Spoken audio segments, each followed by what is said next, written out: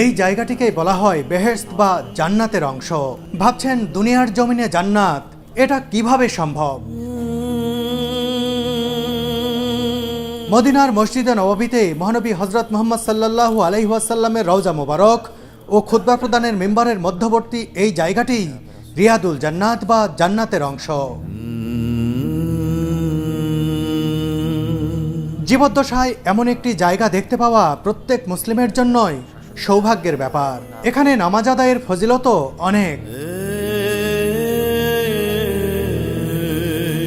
বন্ধুরা, সৌদি প্রবাসী content creator ও সাংবাদিক মামুন ভাইয়ের সাথে আমি কিভাবে এই পবিত্র জায়গাটি ঘুরে দেখলাম তাই তুলে ধরব এই ভিডিওতে।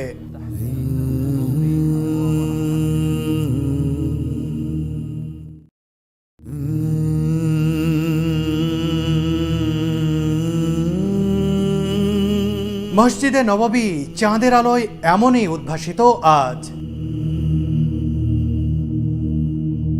মধ্যরাতে রিয়াদুল জান্নাত বা জান্নাতের অংশ দেখতে এসে পবিত্র এই মসজিদের এমন মোহনীয় রূপ দেখতে পাবো ভাবিনি। আগেই বলেছি মদিনা প্রবাসী মামুন ভাই আজ আমাকে নিয়ে যাবেন রিয়াদুল জান্নাতে। কিন্তু তার আগে সংক্ষেপে জানিয়ে দিতে চাই পবিত্র এই জায়গাটি পরিদর্শনের নিয়ম কানুন। আপনি ইচ্ছে করলেন আর জায়গাটি ঘুরে আসলেন, বিষয়টি এমন নয়। সেখানে যাওয়ার আগে থেকেই রেজিস্ট্রেশন করে অনুমতি ও সময় নিয়ে রাখতে হবে। নুসুক নামের এই অ্যাপে রেজিস্ট্রেশনের পরেই জানতে পারবেন কোন সময়টি আপনার জিয়ারত তথা পরিদর্শনের জন্য নির্ধারিত হয়েছে। সেই মোতাবেক আপনাকে হাজির থাকতে হবে। অন্তত 7 দিন আগে থেকে রেজিস্ট্রেশন না করলে পারমিশন পাওয়া কঠিন হয়ে যায়। যদিও আমি 7 দিন আগে থেকে নুসুক অ্যাপে রেজিস্ট্রেশনের চেষ্টা করেও না পেয়ে হতাশ হয়েছিলাম। পরে মদিনায় অবস্থানরত মামুন ভাই, সামির ভাই, জুয়েল ভাই মিলে বাংলাদেশি অন্য ভাইদের মাধ্যমে পারমিশন ম্যানেজ করে দিলেন। তাদের সবার প্রতি অশেষ কৃতজ্ঞতা জানাই আমি। বলে রাখি, আমার সহধর্মিনী সুরভির জিয়ারার সময় দেওয়া হয়েছিল রাত 10টায়, আর আমাকে আর মামুন ভাইকে সময় দেওয়া হয়েছে রাত 2টায়। এ কারণেই এই মধ্যরাতে হাজির হয়েছি মসজিদে নববীতে।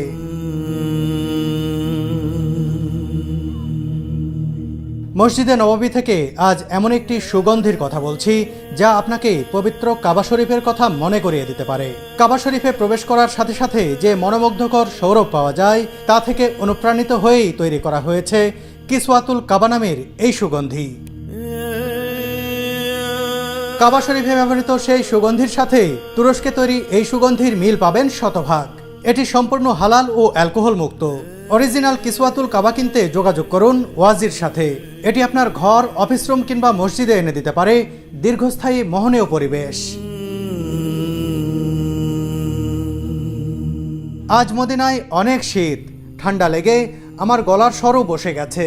তাতে কি রিয়াদুল জান্নাত দেখতে পাবো, এটা ভাবতেই ভালো লাগছে।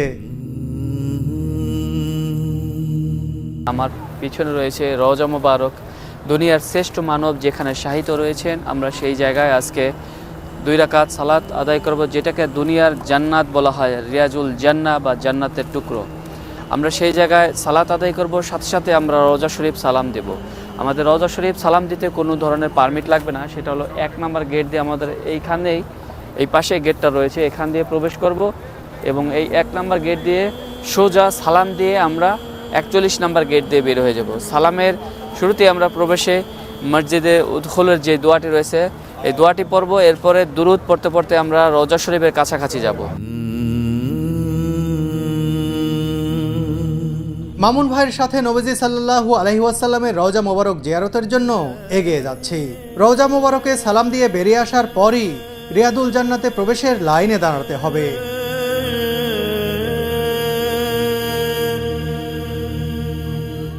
মসজিদে নববী নিয়ে তৈরি ভিডিওতে আমি দেখেছি এই সবুজ গম্বুজ। এই গম্বুজের ঠিক নিচেই মহানবী সাল্লাল্লাহু আলাইহি ওয়াসাল্লামের রওজা মোবারক। এর আগে এভাবে দূরে দাঁড়িয়ে দেখেছি, আজ যাব একেবারে কাছে।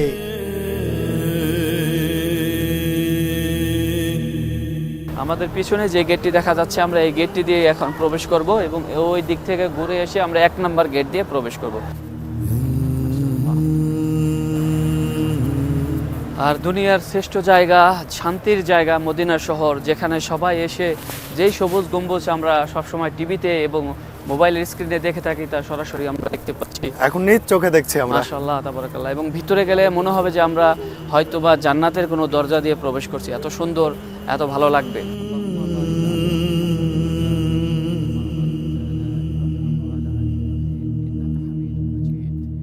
এই হলো 1 নম্বর গেট, যেটা দিয়ে সালাম পেশ করার জন্য প্রবেশ করা হয়, বা বাবা সালাম বলা হয় আরবিতে, সালাম গেট। এখান দিয়েই সালাম দেওয়ার জন্য সবাই প্রবেশ করে এবং এটাই মসজিদের প্রথম গেট, 1 নম্বর গেট। আর এই মসজিদটাই হলো পুরাতন সেই আগের মসজিদটা, মহানবী সাল্লাল্লাহু আলাইহি ওয়াসাল্লাম জি সেই সময় সেই সময়কার মসজিদ, মানে বাউন্ডারিটা সেই পুরাতন সময়ে, পরবর্তীতে এটা পুনর্নির্মাণ করা হয়েছে, মিশরীরা করেছে এবং তুর্কি শাসন আমলে হয়েছে, এরকমভাবে ধাপে ধাপে পুনর্নির্মাণ হয়েছে। এটি শুধু পুরনো মসজিদ কিংবা রওজা মোবারকের দরজা নয়, একেবারেই জান্নাতের দরজা। এই দরজা অতিক্রম করতেই মনটা অন্যরকম এক শীতলতায় আচ্ছন্ন হলো। এটাকে বলা হয় জিদারে কেবলা বা কেবলা দেওয়াল। এটার যে কারুকাজ, এটা করোনার পরে সুন্দর করে সব হাতে লেখা হয়েছে। এই কারুকাজগুলো সম্পূর্ণ হাতে লেখা এবং এটার নাম হলো জিদারে কিবলা বা কিবলা দেওয়াল। এই দিকে কিবলা, এই জন্য এটা কিবলা দেওয়াল বলা হয়। এবং আমরা যাচ্ছি সামনের দিকে রিয়াজুল জান্নাহ, যে দুনিয়ার যে জান্নাতের টুকরো, যে জায়গাটুকু বলা হয় সেই জায়গার সামনে, এবং যেখান থেকে রাসূল সাল্লাল্লাহু আলাইহি ওয়াসাল্লাম খুতবা দিতেন, যেখান থেকে কিয়ামতের দিন হাউজে কাউসারের পানি বের হবে, সেই জায়গাটি মিম্বারে রাসূল সাল্লাল্লাহু আলাইহি ওয়াসাল্লাম। সামনে যে মিম্বারটি দেখা যাচ্ছে, এই ছোট্ট মিম্বারটি, এখানে দাঁড়িয়ে একটু সুন্দর করে ভিডিও নেন। এটাই হলো মিম্বারে রাসূল সাল্লাল্লাহু আলাইহি ওয়াসাল্লাম এখানে দাঁড়ায় খুতবা দিতেন এবং বর্তমানেও শেখ এখানে দাঁড়ায় খুতবা দেয়। এখান থেকেই হাউজের কাউসারের পানি বের হবে কিয়ামতের সময়। এটাই কি রিয়াজুল জান্নাহ? এইটাই রিয়াজুল জান্নাহর অংশ, এখান থেকেই শুরু।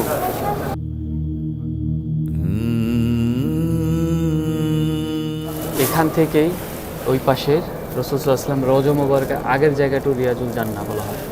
এই পাঁচটা না? যে এখান থেকেই ওই রাসূল সাল্লাল্লাহু আলাইহি ওয়াসাল্লাম রওজা মুবারক। রাসূল সাল্লাল্লাহু আলাইহি ওয়াসাল্লাম বলেছেন, আমার ঘর থেকে মিম্বারের যে মধ্যবর্তী জায়গাটা, সেটাই হলো রিয়াজুল জান্নাহ। আর সেটাই শুরু এখান থেকেই, এই মিম্বার, এখান থেকে রাসূল সাল্লাল্লাহু আলাইহি ওয়াসাল্লাম রওজা মুবারক সামনে, ওই পর্যন্ত মাঝখানে জায়গাটা হলো রিয়াজুল জান্নাহ। আর এই পাশে মেহরাবে রাসূল, তিনি যেখানে দাঁড়ায় নামাজ পড়াইতেন, সেটা হলো মেহরাবে রাসূল। আর আমরা এখন পেছন থেকে দেখছি, এটা তো পরে সামনে থেকে দেখব। সামনে থেকে এটাই হলো জান্নাতুল রিয়াজুল জান্নাহ, দুনিয়াতে যে জান্নাত টুকরো, এই জায়গাটাই জান্নাতের বাগান বলা হয়। আমরা পরবর্তীতে এখানে প্রবেশ করবো। এখন সালাম দেওয়ার জন্য আমরা যাচ্ছি। তো দেখতেই পাচ্ছেন বিশাল বড় লাইন। আমরা দুরূদ শরীফ পড়তে থাকবো। আল্লাহুম্মা সাল্লি আলা মুহাম্মাদ ওয়া আলা আলি মুহাম্মাদ কামা সাল্লাইতা আলা ইব্রাহিম ওয়া আলা আলি ইব্রাহিম ইন্নাকা হামিদুম মাজিদ।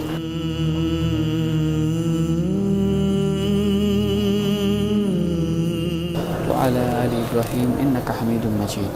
আমরা এইভাবে দুরূদ পড়তে পড়তেই সামনে যাব এবং সামনেই দেখা যাচ্ছে দুনিয়ার শ্রেষ্ঠ মানব, পৃথিবীর শ্রেষ্ঠ মানব, প্যারা নবী মুহাম্মদুর রাসূলুল্লাহ সাল্লাল্লাহু আলাইহি ওয়াসাল্লামের রওজা মুবারক। এই দেয়াল থেকে এই পাশে যে জায়গাটুকু, এটুকু হলো রিয়াজুল জান্নাহ। আস্তে আস্তে আমরা এগিয়ে যাচ্ছি রাসূলুল্লাহ সাল্লাল্লাহু আলাইহি ওয়াসাল্লামের রওজা মোবারকের দিকে। এখনকার এই অনুভূতি প্রকাশের ভাষা সত্যিই আমার জানা নেই।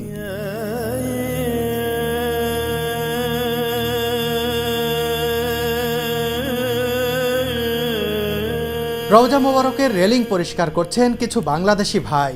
আপাত দৃষ্টিতে এটি চাকরি বা কাজ, কিন্তু ধর্মীয় দিক বিবেচনায় কাজের পাশাপাশি এটি বিরাট সওয়াবের ও সৌভাগ্যের বিষয়। নবীজির রওজা মোবারকের খেদমত করার সুযোগ কজন আর হয়?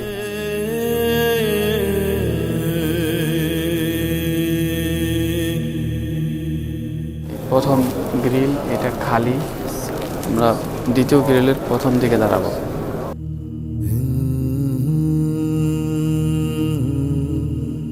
এবার নবী করিম সাল্লাল্লাহু আলাইহি ওয়াসাল্লামের রওজা মোবারকের একেবারে সন্নিকটে চলে এলাম আমরা। এই ছিদ্রযুক্ত গ্রিলের ঠিক ওপাশেই চিরনিদ্রায় শায়িত রয়েছেন দিনের নবী হযরত মুহাম্মদ সাল্লাল্লাহু আলাইহি ওয়াসাল্লাম। নিজ চোখে নবীজির রওজা মোবারক দেখে ও সালাম পেশ করে অন্যরকম এক শান্তি পেলাম।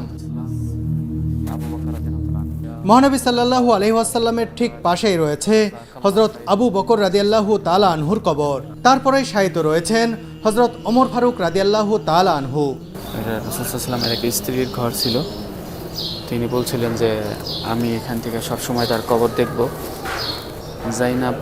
জাইনাব নামে এক স্ত্রী ছিল, সে বলছিল যে আমি এখান থেকে সবসময় দেখব, কিন্তু পরবর্তীতে এখানে এই রাস্তা করার জন্য ঘরটা ভাঙার একটা আসে, তখন তিনি এখান থেকে যাইতে চাইছিল না এবং বলা হয়েছিল যে আমাকে যদি এরকম জানালার ব্যবস্থা করে দেওয়া হয় যে আমি ওখান থেকে রাসূল সাল্লাল্লাহু আলাইহি ওয়াসাল্লামের রওজা মুবারক দেখতে পারবো, তাহলে আমি এখানে এই জায়গাটা ছাড়ব আর কি। তার ঘরটা ছিল এখানে।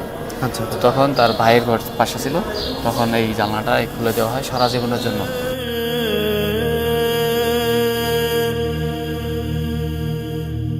এটা হলো মসজিদের শেষ গেট। আচ্ছা, 41 নম্বর গেট। 1 নম্বর দিয়ে ঢুকলাম, 41 নম্বর দিয়ে বের হলাম, মানে বাবাল বাকিয়া বলা হয়। ডোর নাম্বার 41 ওই পাশে লেখা আছে, দেখেন এখন পর্যন্ত আছে। 41 নম্বর গেট।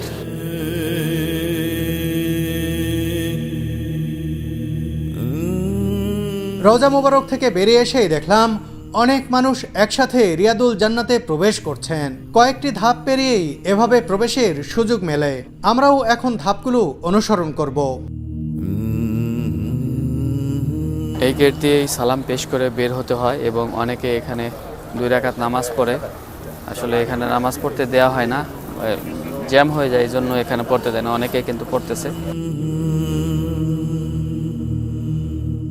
আমরা এখন যেই জায়গাটিতে দাঁড়িয়ে রয়েছি, এইখান থেকেই গ্রুপের মাধ্যমে বা সিঙ্গেলভাবে যারা রওদায় রিয়াজুল জান্নায় নামাজ পড়তে যাবেন তাদেরকে এখান থেকে চেক করে করে প্রবেশ করাচ্ছে। এবং এরপরে আরেকটি জায়গা রয়েছে, সেখানে চেক করার পরেই ওয়েটিং রুম রয়েছে, ওয়েটিং একটা জায়গা রয়েছে, সেখানে সবাইকে একত্র করে তারপরে 30 মিনিট করে এক একজন সময় পায়। একসাথে প্রায় 300 থেকে 400 লোক প্রবেশ করে রিয়াজুল জান্নায়। সেখানে নামাজ পড়া শেষ হওয়ার পরে তাদেরকে বের করে দিয়ে পরবর্তী যারা ওয়েটিংয়ে থাকে তাদেরকে প্রবেশ করায়।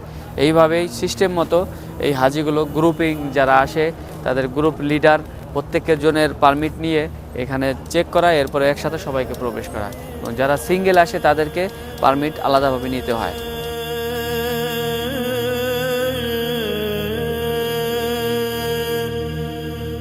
আমাদের পারমিট দেখে ধীরে ধীরে সামনে এগিয়ে যেতে থাকলাম। কিছু দূর এভাবে এগিয়ে যাওয়ার পর আমাদের বসতে দেয়া হবে। আমাদের এখন সব চেকিং শেষ, এখন আমরা গিয়ে ওয়েটিং রুমে বসবো। এরপরে আমরা দেখে নেবে আমাদের যারা ভিতরে আছে, তারা বের হলে এই পাশটা আগে নিবে, এরপরে এরা আবার যখন বের হবে তখন আমাদের নিবে।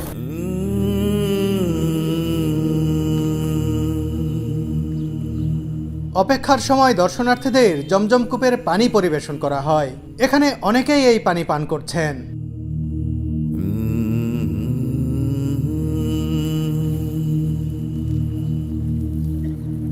প্রায় আধা ঘন্টা অপেক্ষার পর আমাদের সময় এলো রিয়াদুল জান্নাতের ভেতরে প্রবেশের। অনেক মানুষের সাথে আমরাও সেদিকে এগিয়ে যেতে থাকলাম। 40 নম্বর গেটটিকে বলা হয় বাবে জিব্রিল। এই গেট দিয়েই জিব্রাইল আলাইহিসসালাম নবীজি সাল্লাল্লাহু আলাইহি ওয়াসাল্লামের কাছে আল্লাহর ওহী নিয়ে আসতেন।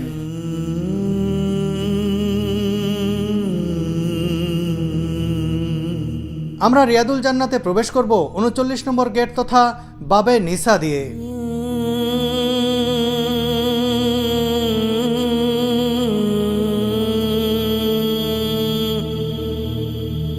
দীর্ঘ প্রক্রিয়া ও প্রতীক্ষার পর অবশেষে আমরা প্রবেশ করলাম রিয়াদুল জান্নাত বা জান্নাতের অংশের ভিতরে। দুনিয়াতে থাকা বেহেশত বা জান্নাতের খণ্ডাংশ বলা হয় এই পবিত্র জায়গাটিকেই। এখানে প্রবেশ করার অনুভূতি বলে বোঝানোর মতো নয়। কিভাবে প্রকাশ করব মনের অভিব্যক্তি তা আসলে আমার অজানা।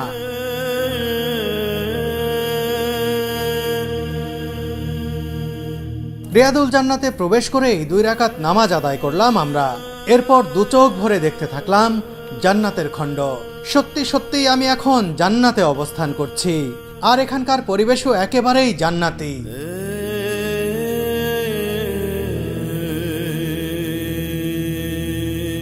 এটি মহানবী সাল্লাল্লাহু আলাইহি ওয়াসাল্লামের রওজা মোবারক। এর সামনে থেকেই সালাম দিয়ে এসেছি কিছুক্ষণ আগে।